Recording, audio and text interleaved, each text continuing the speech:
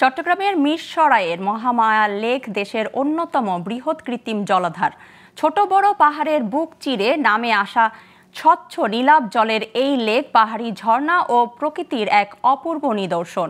শহরের কোলাহল আর দূষণের যান্ত্রিক পরিবেশ থেকে প্রশান্তি পেতে সারা বছর এই লেক দেখতে ভিড় জমায় অনেক মানুষ।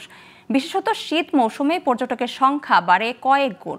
চট্টগ্রামের মিরসরাই থেকে রাজীব মজুমদারের তথ্যচিত্রের ডেস্ক রিপোর্ট।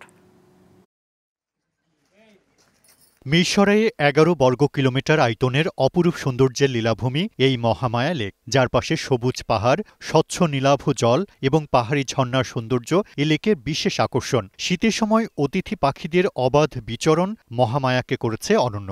লেকের নীলাভ জলে ডিঙি নৌকা, ময়ূরপঙ্খী নৌকা ছাড়াও যোগ হয়েছে কায়াকিং অ্যাডভেঞ্চার। পর্যটকরা ২-৪ আসনের নৌকায় লাইফ জ্যাকেট পরে বৈঠা বেয়ে প্রকৃতির এই সৌন্দর্য উপভোগ করেন।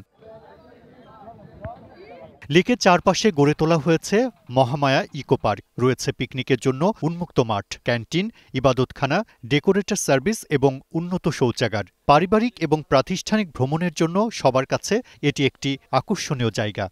প্রাকৃতিক সৌন্দর্যটা আসলে অনেক সুন্দর লাগছে। আমরা বোটিং করলাম, বোটিং এর মাধ্যমে আশেপাশে যে সৌন্দর্যটা দেখতে পারলাম, এটা আসলে সব জায়গায় আমরা যে শহরে থাকি গাড়ি ঘোড়ার আওয়াজ আসলে আমাদের উপভোগ করা হয় না। স্যারদের সাথে ডিপার্টমেন্টের সবাই আসছে একসাথে, বন্ধুরা আনন্দ করতে, প্রাকৃতিক সৌন্দর্য দেখছি, ঝর্ণা আছে, ঘুরে করতে অনেক ভালো লাগে।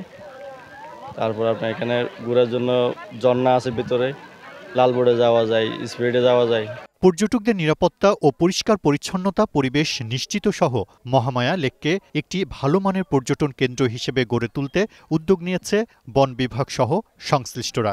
পর্যটকরা আসে এখানে বিনোদন করে, এখানে পিকনিক স্পট আছে, অনেক পর্যটক, শত শত পর্যটক বিভিন্ন শিক্ষা প্রতিষ্ঠান সহ তারা আনন্দ ভ্রমণে আসেন। এই পার্ক পরিষ্কার পরিচ্ছন্ন এবং লেককে বিভিন্ন ধরনের অপ্রীতিকর ঘটনা যাতে ঘটতে না পারে সেই জন্য বারবার নির্দেশনা প্রদান করা হয় এবং এগুলো বন বিভাগ তদারকি করে।